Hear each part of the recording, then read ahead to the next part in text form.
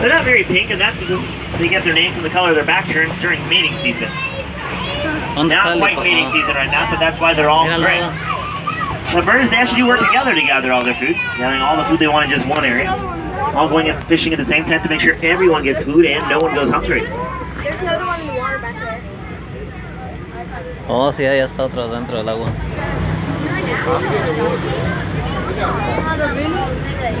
Hipopótamo. Genial. As we do move forward here, we're going to make our way over towards Crocodile Bridge. Demi. As with those now crocodile, they can be anywhere underneath their bridge, up to the left, right, on top. Well, I don't like them on top.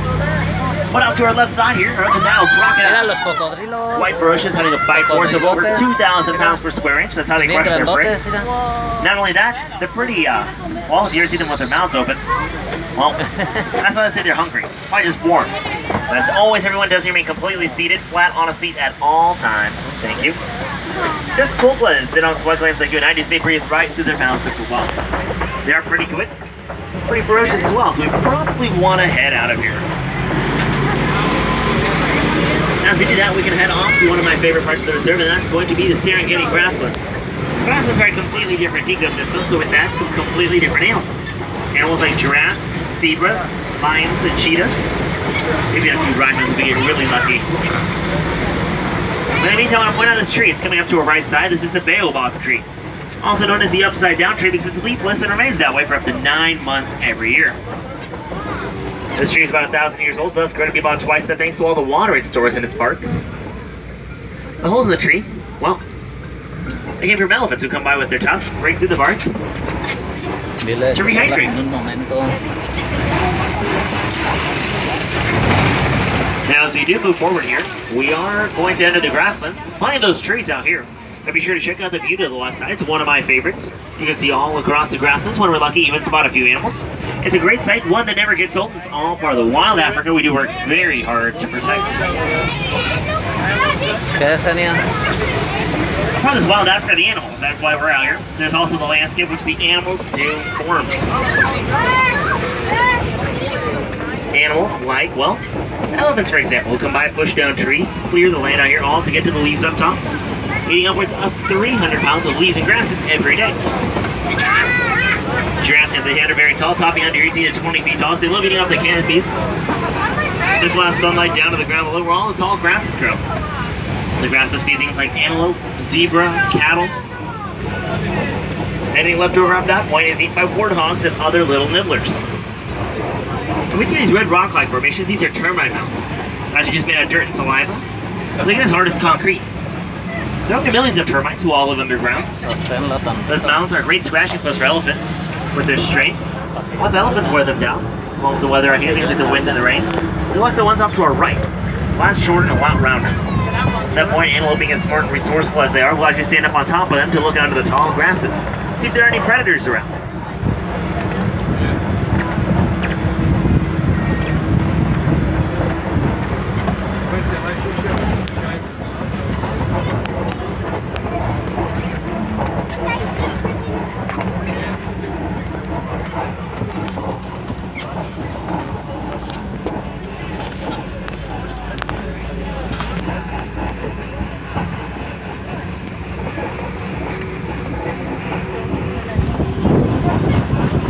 Moving forward here, we're going to see what else we can find along our way. Antílopes.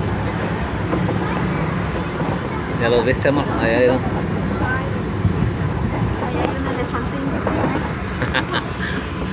No, allá, en serio.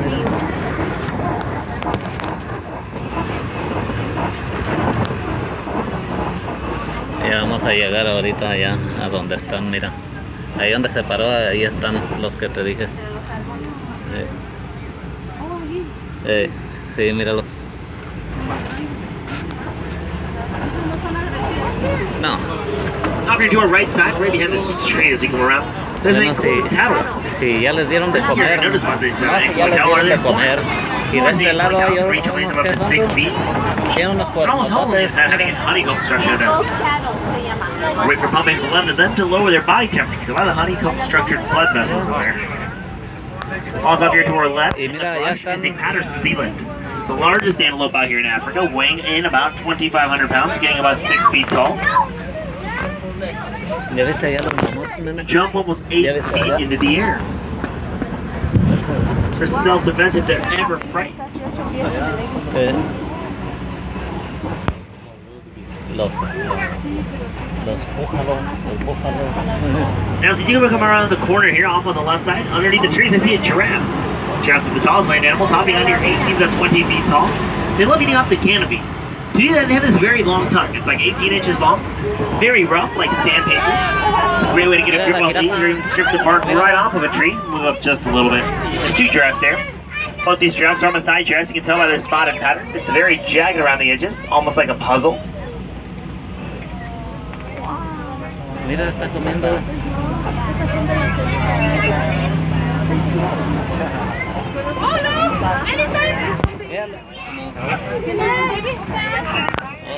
Now, as we move forward here, we're going to head over towards Elephant Country. Doing that, we're going to pass by a place called Monkey Point. That's because the mandrills came by here, made that their home. They love the trees and the rocks. It's a great place to stay cool and find some food. Things like fruit. Mira el elefante allá. Adelante, adelante, adelante.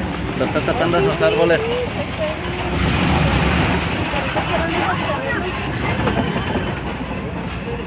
The monkey point's off here to our left side, but I see an African elephant up ahead. It's on the right. African elephants are the largest land animal, topping out near 14,000 pounds. I see some mandrills off here to our left, right along the back rock line there. ¿Cuál? Actually, right next to that brush as well. It's a little easy to see. Mandrills are the largest monkey here in Africa, with males weighing in about 100 pounds, females just about 30. And also one of the most colorful, specifically their noses and their backsides. Great for asserting dominance, attracting mates. Similar to the largest male of the troop that has the brightest colors. Sí da.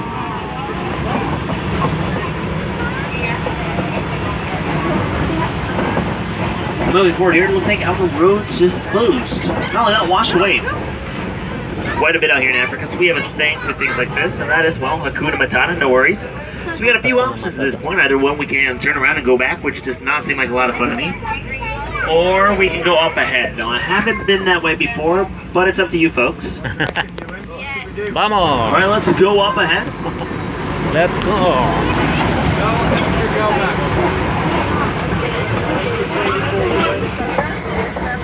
Nene. Anya. Well, as we come around the corner here, this bridge doesn't look the greatest. But if we see elephants, we're gonna go for it. So we will. And we'll make our way over towards Elephant Country. Over in Elephant Country, there's a lot of red clay. Red clay is a great scratching post for elephants. And oh no, really, to the right!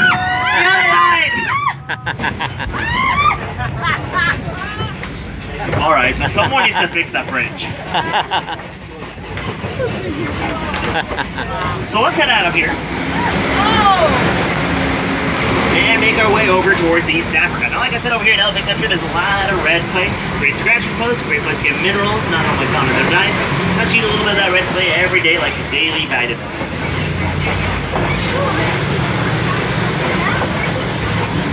I see some elephants up around the corner, so we'll go up ahead there and stop. The thing I saw an elephant calf, which is a good sign. The rest of them are females. Females are much smaller than the male we saw earlier. Males do top out near 14,000 pounds. Females just about 10. Mira los I'm elefantes. gonna stop right around the corner here because I can't stop back here, folks. Estaba de este lado. Bueno, a lo mejor ahorita pasamos. Now, females are the ones who take care of the young. Elephants actually have the second longest childhood, lasting about 13 to 15 years. And you know what? Mira So los, allá hay there's another muchos. elephant right after the tree here, so we'll stop up where you can see that one. Or we can stop here where we see both.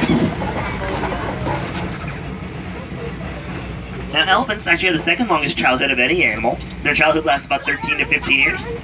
Second, only one other animal, one that has this awful habit of never leaving home. Catch my drift. Out here on the Reserve and Conservation Team, it's hard at work studying the communication patterns of all these elephants. Great way to understand their needs, how they interact. One very cool thing we learned is that they're afraid of bees, so for that reason, farmers have started using beehives at the edge of their crops as a natural means to make sure crops aren't eaten or trampled. The added bonus is they can harvest the honey as well. So there's elephant calves. I see one down there drinking some water. Míralos.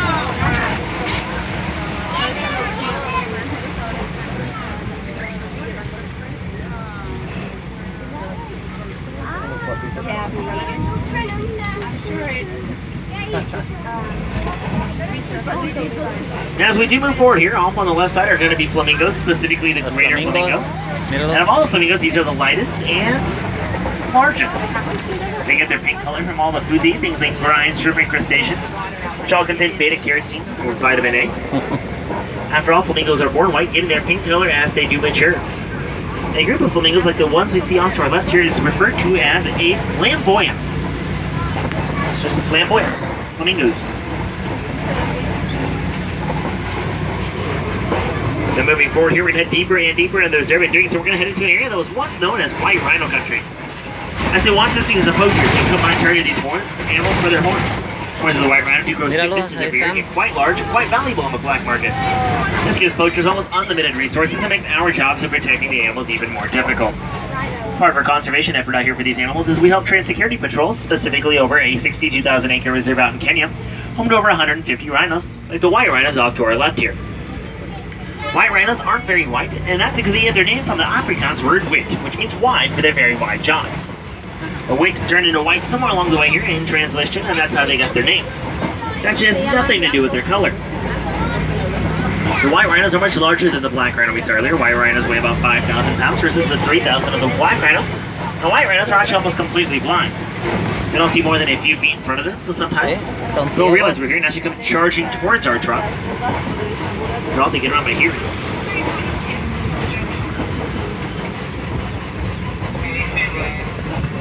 Now, if you guys look at the trees right above the rocks there on the ground, you can see some heads perched up. Those are cheetahs. Cheetahs are the fastest laying animal. See the rocks there, right above the rocks on the ground. Oh, están acostados. Cheetahs top out near 60 to 70 miles an hour. Those speeds are very great, very quick, great for hunting. We'll actually hunt during the day, which is rare for cats. Most cats are nocturnal or more active at night. During the day, we do have livestock out, so we work on a program called Dogs Saving Cats. Help train large dogs to scare away cheetahs without harming them, to make sure the livestock out here remain safe, and the cheetahs remain safe as well, as they're no longer hunted by farmers. ¿Qué, nene? ¿Qué era otro cheetah?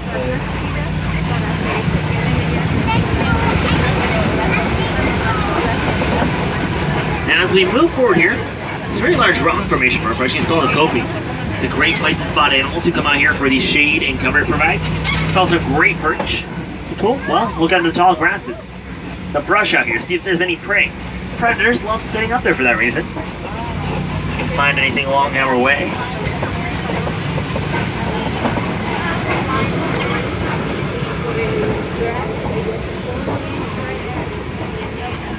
I don't see anything up there at the moment. Well, there are a few animals off here to our right side. There's some zebras, and behind the zebras, there's 2 ostrich. Zebras are black with white stripes. The way we can tell is by the color of their nose. Their noses are not striped, so that's where we get that from. Ostriches, they're as large as they are flightless, even with their wings. They run about 40 miles an hour, though.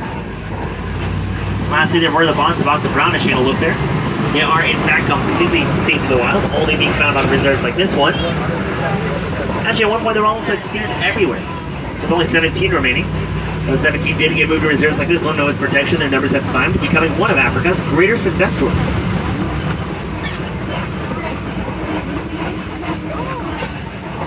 Now, up here to our left side are some burrows, and these are warthog burrows. It's actually, both warthogs are roaming up on top. Warthogs are the largest burrowing animal, using their tusks to do that. Very sharp and very strong. So they're great for self-defense. When they're in their burrows, they will actually sleep facing outwards at night, just in case a predator were to come by. See the ostriches over there, and the zebras. Zebras use their stripes to blend in with each other. By the way, these eggs on the ground to the left side of our truck are ostrich eggs. Las cebras. Oh, de veras le están dando de comer a los avestruces. What? As I say, zebras use their stripes to blend in with each other. Make it very hard for a predator to pick just one out. If all that were a fail, actually, zebras can fight off predators such as lions, as they do have a very strong kick. That kick is actually strong enough to break the jaw of someone like... Oh, yeah, the lion's strong. Or even cheetahs.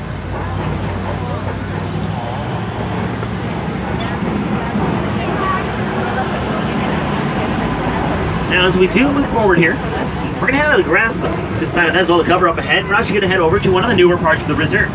That's going to be the Serengeti Grasslands. Wow. I'm so sorry, folks. We're gonna head up to one of the newer parts of the reserve called Magadi Glen. Now, since Magadi Glen is one of the newer parts of the reserve, sometimes the animals out here are not the animal spotting guide.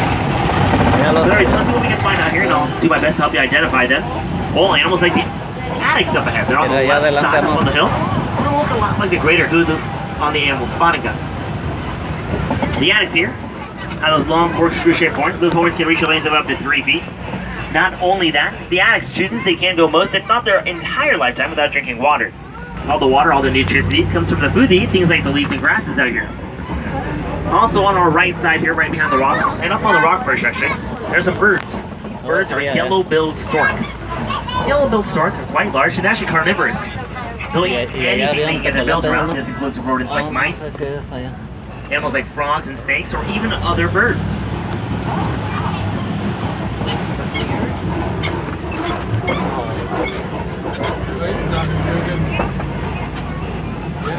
See the addax as we inch by here.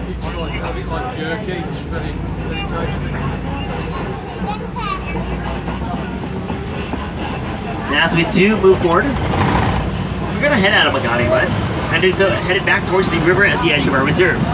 This does mean our 2 weeks together and our safari coming to an end, so I'll be dropping you folks off at a local warden's post right outside the village. If you do want to hang out here on the reserve a little bit longer, check out more animals. I do recommend checking out the Pangani Forest Exploration Trail. See many of the animals from out here in the reserve, things like the okapis, Nile hippos, zebras, even other animals like gorillas, naked mole rats, meerkats. Now, regardless of where you do see all these animals, we do work very hard to protect them and their habitats. If you too can help out, recycling is a great start. If you want to help out here in Africa, you can always contribute to Disney's Worldwide Conservation Fund at any merchant back to the village. At this time, I would recommend checking the floor and the seats to make sure you folks have not dropped anything, because in just a moment, we're going to have to part ways. I personally don't like saying goodbye. It's just far too final and far too sad for me. So instead, I use a Swahili phrase, and that is Kwaherini. It means to go well, and I say that because I do hope you come back and visit us again here real soon, since all of our safaris do end up being different thanks to Animal Friends.